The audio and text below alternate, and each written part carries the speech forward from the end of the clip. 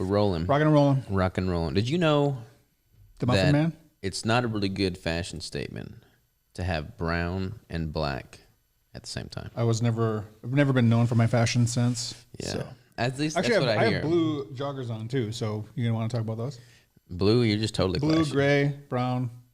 The other day, Rigel wanted half of his pajamas in a certain stripe and the other half of his pajamas in a different stripe. Oh, so they were like he was this, conflicting? And it was like totally different color scheme, and he had like a big beach sun hat on. Yeah, he looked like a goober for sure. Just clashing. Clashing. Clashing fashion. Anyways, I just got done eating a peanut butter Hallelujah brick. We got some done for doing lunch. progress pics. Start the day off right, man. Got a good lifting this morning. We did some inverted leg press, which I like. What else did we do today? We Went do pull heavy downs, on pull downs. Pull downs, chest. I mean, we do full body. So Yeah. we do a push, we do a pull, we do a shoulder, we do a core, we do a leg, and then sometimes we do a calf also. Yeah. And we also do a bicep and a tricep. Are you down to start working out in the gym as soon as that shower's in? We'll have to see how I can rearrange my scheduling, just because my dogs will be, Yeah. usually we go to the gym for an hour or so, and I go home and I have another 45 minutes or so to let them out, get them fed, take them on a walk. But if we're coming straight here in the morning, that will erase that opportunity. So I have to figure out how I can. You could leave earlier in the afternoon, or we could work out a little later. Like we could work out at 6 instead of 5. That's true. 6 to 7. Yeah. I mean, it's totally doable. We'll just Yeah. figure it out.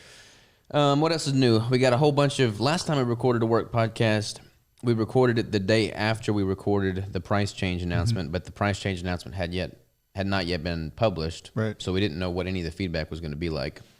So I was kind of sweating a little bit to see how that was received. But then that email and video went out last Thursday, and I was overwhelmed with how much positive We feedback had we a got, ton, man. Like a it ton was of support. ton of support. Like I said it, I think on the last one, but I would put my audience, my customer base up against anybody's. Like we're not the biggest, but man, we're the best. Yeah. 100%. Everyone's like, man, the way that you are so transparent and informative, and you're letting us know that you would rather still keep the high quality ingredients and have to increase the price versus the opposite, which would be start just swapping them out for crap ingredients to make more money and leave the prices. I think everyone just really respects that. And the people who are our target audience are do. the kind of people Yeah. who would respect that. So it's perfect. And the thing is, it's like people that have followed along from the beginning, like they know me. They know me pretty well. Like they know me really well.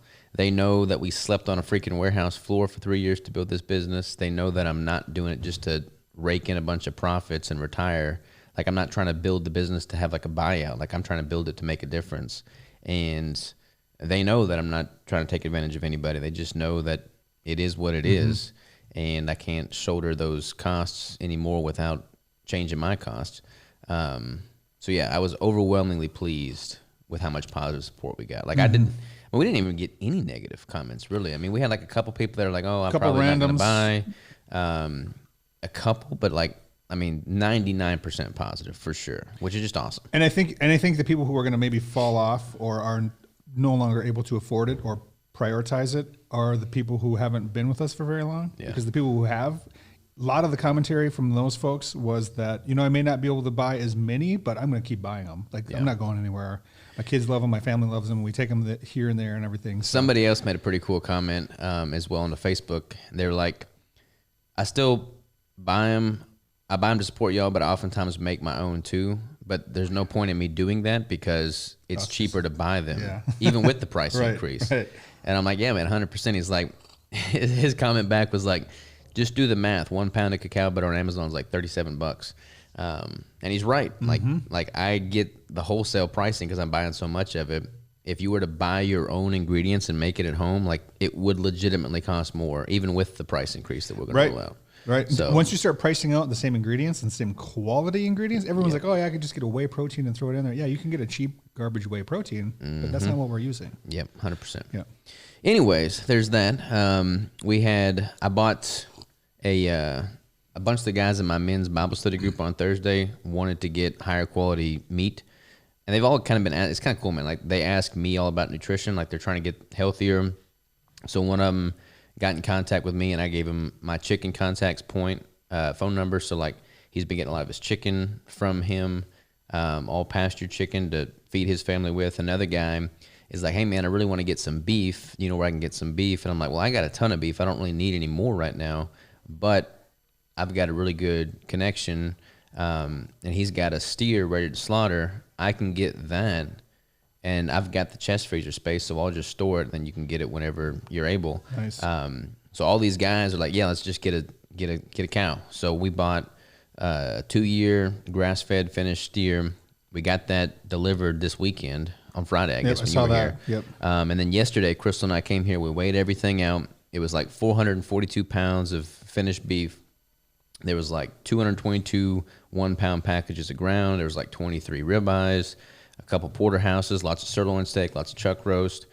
I got the heart, liver, tongue, all that stuff, soup bones, all that jazz. And when you math it out, it wound up being $8.14 a pound, which is pretty freaking good. That's pretty good because that's averaged over everything, right? That's the whole animal. Yep. So like, I mean, you said if you were to get grass finished ground at Whole Foods right now, it's like $9.99, $10.99. Yeah, it's got to be. I mean, you get like the single 1-pound vacuum sealed packages, and it's I want to say it's $10 or $11 probably. And then for decent. a ribeye is probably like 25, 29 25 to 30, pound. yeah. So I'm getting all of that for $8.14 a pound, crazy.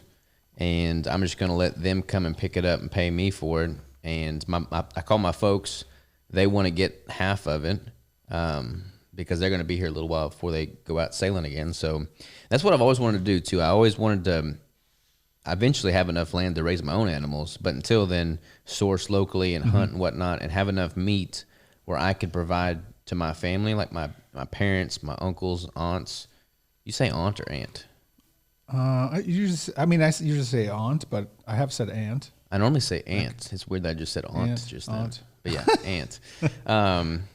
So yeah, I want to be able to just give them the quality options, and I feel like this was kind of like my first time stepping stone in it to do that for my folks. So I was just gonna say you could start like a little distributorship here. Yeah, just get a pile of freezers and.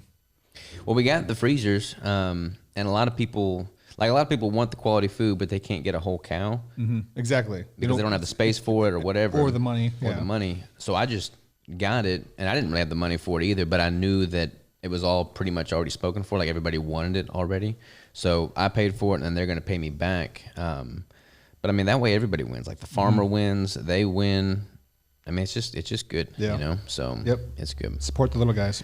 Yeah. Speaking of meat, I'm switching my meals this week. What are your macros? What have I got you at now? I got you I'm at at like just I'm under right 2,000. around 150 and 150. It's like 145 fat, 150 protein, somewhere in there. They're like almost 1-to-1. Yeah. But it's right around 2,000 calories. Yeah. I changed my macros this week because I'm still going up in protein. I'm at 175 protein this week and 195 fat. Okay, so what's your total caloric number? It's like 2560 or something like that. So and you're still climbing, or are you kind of leveled? I'm out? dropping calories. I'm increasing protein. Okay, so you're dropping fat and increasing protein. So I'll probably be.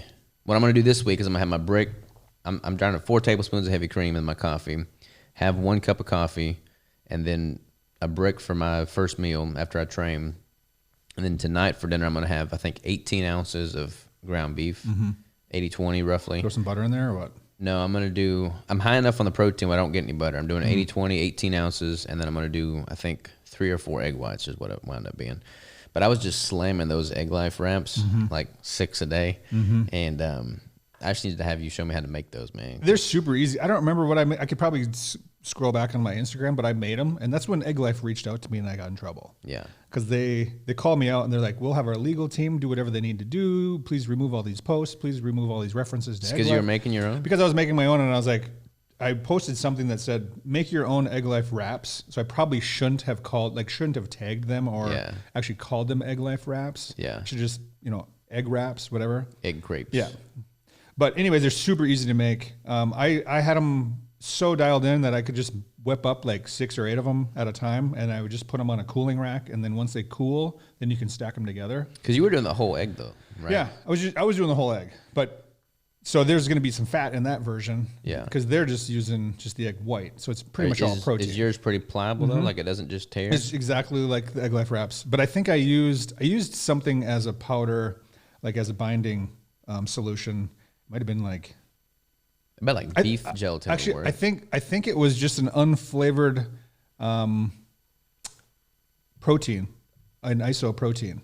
Just unflavored, like not even a full scoop. It was just like a fraction of a scoop just to give it a little bit of grit. Yeah. And then it would stick together pretty good. And then you just let it cook completely on one side and then real slow and low. And then you could flip it for just a minute and then take it off and dry it or cool it.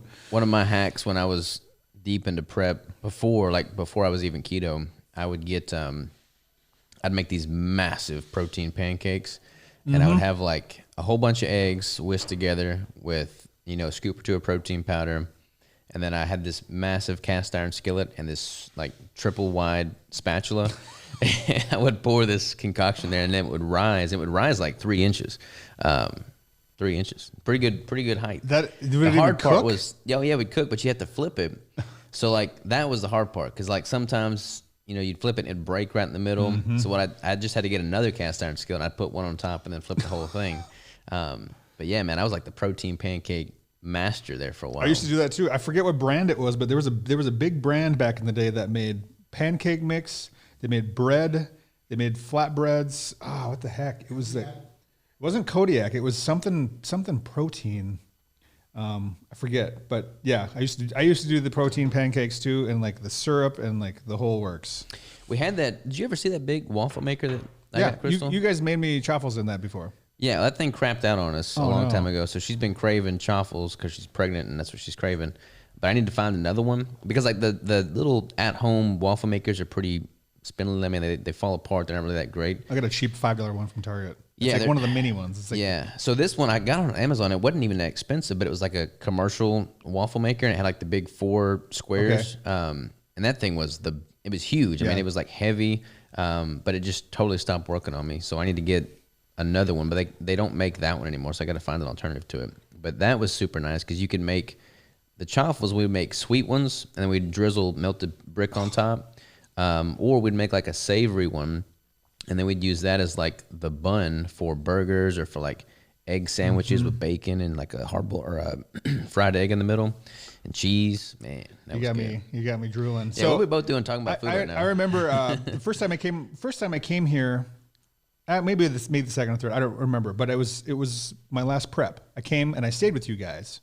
That was after your last show when I'm filming all this course content. Let's get you out here. You picked me up at the airport. I stayed over at your place. And the next morning, Crystal made a whole pile of those huge freaking chaffles.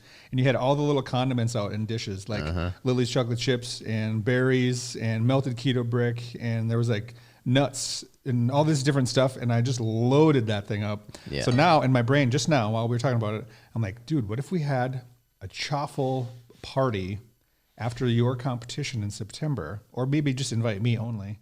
But that is definitely what I'm going to want to have as like a refeed meal. Yeah, like you have like everyone goes out and they binge eat after a competition. Well, it's so crazy, man. I saw a post on this the other day. Like I did 5 shows last competition season. I didn't have my celebratory meal until after the last one. And then I went out to a Brazilian steakhouse. That was the steakhouse. Yeah, and I had a Brazilian steakhouse. I ate literally like 7,000 or 8,000 calories. I brought a food scale and weighed everything at the Brazilian steakhouse. Yeah, because I wrote it all down. Remember? Yeah, that's right. And I woke up lighter the next day. And I didn't feel guilty about it. Like it was all just meat. But like so many people, man, they do their last show, or not even their last show, but they do a show, and then they go out to like, I don't know, man, like an ice cream joint or IHOP. That's what I used to do. Or I did too. But it's like they literally, like I gained 20 pounds the next day after I did the first go around before I was keto. And I had a client that competed. He was an older gentleman, I think 62 years old, shredded to the bone, man. We got him totally dialed in. And he kept telling me leading up to, he's like, hey man, I'm really going to just go off the deep end and eat a bunch of carbs afterwards to celebrate. And I kept telling him, don't do it, bro. You've worked so hard. You're not, I mean, it's going to be such a fleeting experience. Yeah. And then he messaged me the next day, up 30 pounds. Yep. 30 pounds. Boom. And I'm like, dude, what are you doing? And like you go to these competitions and a lot of times they'll have like treats there for the competitors, backstage, like brownies and stuff, like normal sugary every brownies. competition I've been to or helped at, they have a treat table, and they they pride themselves on how crazy and robust this treat table but is. it's just and it's totally screwed up. Man, I used to be. That's what I used to do. Would look forward to just binge eating and sugary shit after the competition because you feel like you're so deprived during that prep, where you just like. I remember one of my first shows. This is what I ended up doing, and it was absolutely terrible. It just crushed me. Anytime I was at the grocery store or in the checkout aisle or at a gas station or anywhere that I saw something that I wished I could be eating, and it was not something that I would normally eat, but because I was in prep and I felt so deprived and I was hangry all the time, I would see stuff on the shelves and I'd be like, man, I wish I could have one of those. I would buy it, and I would stick it in a drawer in my dresser until after my competition. So I had like bags of Skittles, M&Ms, Kit Kats, gummy bears. I mean, literally just trash food. And I remember after that prep, going back to my hotel room, or after that competition, going back to my hotel room, and I pulled that bag of just garbage out of there, and I could not eat it fast enough. I was just like, something in my brain was just like, you got to consume everything in this bag because this is your only chance. Tomorrow you're back on track. So I ate all of it, and I gained, it was probably 20 pounds, but I threw up and got sick for the entire night. He couldn't even sleep in my hotel room that night. Yeah. And it's like, what? It's so normal too. Like competitors don't talk about that because they're embarrassed, but it's like, that is the norm. That is not even an outlier. It's crazy. And so now fast forward to like my very first ketogenic prep or my second prep even, it's like, you don't look forward to any of that because it's not good to you anymore. Like you don't even crave that. I could walk through the candy aisle and be like, pick whatever you want. It's free. I don't even want any of that. I would rather have something that tastes good. So now the ketogenic prep post competition is like, go out, you get a nice steak, you get maybe a Caesar salad or something, or real food. You have a nice steak, maybe a side of veggies, completely cover it with butter and salt, and the next morning you feel like you didn't even. Yeah, you don't feel bad. So good. Yeah, you like feel physically, great. mentally, emotionally, like you're just Your dialed right GI's back in. Dialed in still. Yep, you didn't gain any weight. You may have even lost weight, and you're just like ready to rock. What we're gonna do with my show, I already talked to my dad about it. He's gonna bring his big vertical smoker. Yes. And he's gonna be cooking. It holds, I think, 16 pork butts. So he's gonna have 16 pork butts in there, and he's got to cook it all night long. So we're gonna have. I already talked to Theater Square where we're going to have the venue at. He's going to have his smoker there on the front little patio area. He's going to have that smoking all night long. He's going to sleep in the rig. Really? We're going to park the rig next to it so he can like tend the coals all night long. So he's going to be cooking that. Holy moly. And then Stan, who we had at the first retreat this year, he's going to bring his hog roaster and he's going to roast a lamb on it. So we're going to have a roasting lamb and 16 pork butts cooking for all the competitors. And that's gonna be like the way to do it, man. Like all these other shows can have their fake brownies and nonsense, RX bars. We're gonna have freaking barbecue and roasted lamb. Are spectators gonna be able to like buy? I think what I'm gonna do, I got to figure out how many people are slated to be there and whatnot. But I think what I want to do is we'll have the vendors there, the sponsors, and they'll have their booths. And for any of the spectators that go see every booth and give the vendors the time of their day and like get like a bracelet or a sticker or whatever, once they get all the stickers for all the booths, then they can get like a free plate of barbecue or something like that. We could do like a little card. Yeah, like a punch card or something. They have to collect a sticker, or maybe you could even do like a deck of cards where they have to go collect a card from each booth or something like that. That's what I want to do. So like we'll have to see how many spectators we'll have, how many people will be there, because like again, Dad's roaster only holds 16 butts.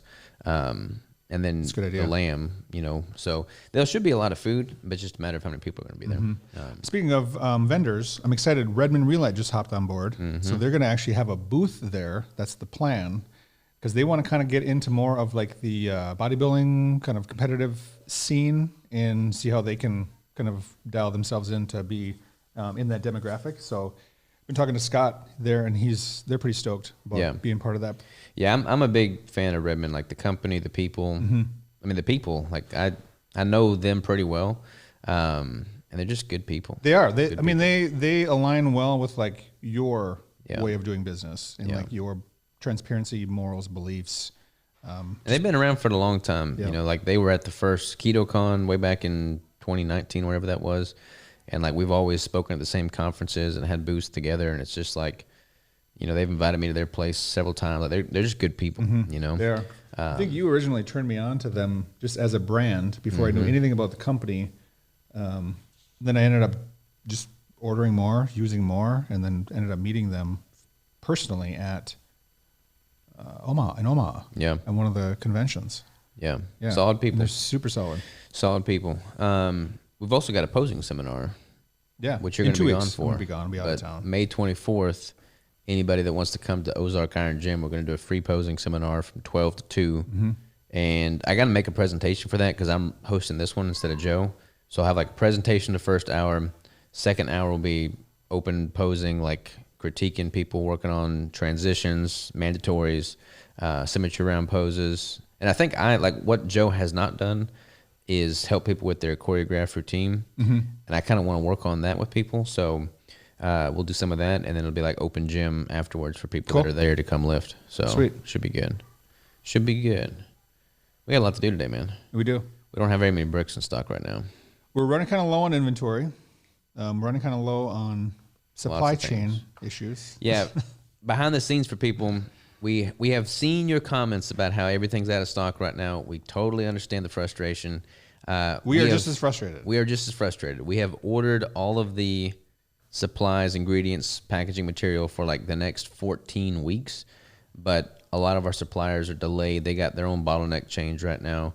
So as soon as all of that lands, we're going to be off to the freaking races, but there may be a little bit of a lull the next week or two where we don't have much. Right now we still got toasted almond coconut, chocolate malt, a lot of PB cup, a little bit of peanut butter, a little bit of peanut butter, mocha, a little bit of peanut butter hallelujah, some Bell's brownie. So we still have flavors and stuff. We do, yeah. We have variety. But we're about to have a lot more. So pardon our lack of inventory. There's a lot of predetermined organization that goes on behind the scenes trying to get these flavors produced, because like we look at what we have in stock, what we have ordered, and then we have to just figure out what we're going to make next and what we're going to make the next week and then the following week, and we think, okay, well, let's make some PB cup. Shoot, we don't have any butter for PB cup. Okay, how about let's make whatever, and we have the protein, but we don't have any tallow. Oh, shoot. Well, we don't have any cacao nibs for that one, and that's back ordered, so we can't do that one. We can't do this one. We can't do that one.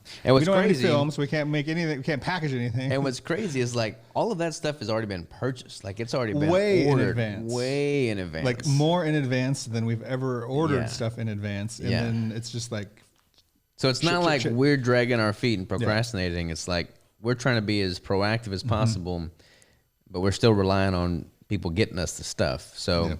That is all about to land. We're going to have a whole lot of production in the queue, so just sit tight with us for a bit. Because we sit down and we do a production plan. Every week. We do it every single week, sometimes even more than once a week. Yeah. And we figure out when stuff's coming in. Then Robert or I follow up with, a protein supplier, film supplier, butter supplier, tallow supplier, ingredient, all that kind of stuff. Then we go to order the ingredients, and then we're like, shit, that one's sold out, so we can't do that one. So then we do our production plan, and we say, okay, this week we're going to make this. And then we juggle around this one, and we slide them up and down, and then we sit down and we think, okay, well, that's not going to work because this is back ordered and this is delayed, and then we just. Yeah, I think what we're going to have to do is this is kind of what I talked about increasing our margins, is having enough cash on hand to order all the stuff like triple lead time. Like as soon as it lands, just reorder. Yeah, that way we're not waiting on anybody, so I think that'll be the way to go for sure. Because you guys are waiting on us. Yeah, we don't like that. Yeah. What else is relevant? Anything else in the pipeline? We're going to be doing a lot of work on the loyalty program this week because that rolls out next Monday on the 12th, if all goes well. So we got to do some product photos. We got to get all the back end stuff up and running on that. We got some hats coming in that I'm pretty excited about. Keychains, hats, apparel items, all kinds of goodies. So that'll be good. What else is new? Crystal and I took maternity pictures on Friday. Oh, nice! I didn't know you're pregnant. Yeah. I'm not showing yet, thank goodness. Getting close though. Yeah, how'd they go? Good. Roger was ballistic, man. He was on another level. He's a terrible twos. He's hard to kind of like chill out for a bit, but his birthday's in just a few weeks. He's 3, right? Yeah, he'll be turning 3. Okay. He'll be turning 3 at Meat Stock when you and I go to Meat Stock. Oh, yeah, that's right. So we got to figure out something fun for him. I think Crystal might try and making some keto ice cream or something. Yeah, she asked if you guys could borrow my Ninja Creamy. Yeah, which you we totally might- can. we might do that. Remind me to grab that for you. We were driving the other day, yesterday, I think, and we're like, Rigel, what do you want to eat for your birthday? He's like, this is good. This is when you got a keto kid. He's like, well, in the morning, I want bacon and eggs, and I want keto ice cream and cake. And then I want the biggest steak of my life. Like he said that like that. I want the biggest steak of my life. And I'm like, all right, we got you covered. You get a 72-ounce tomahawk or something. Yeah. If you don't eat it, I will. Yeah, So, no kidding. That's it'll pretty be funny. good. What 2-year-old says that? I know, man. I know. Usually they want like ice Candy cream and stuff, yeah. garbage. That's hilarious. All right, let's work on plans and purchasing. We'll do that production plan, and we'll call it a wrap on today's podcast. Sounds good, man. So, yeah, buddy. Until next time. Ta-ta. Ta-ta.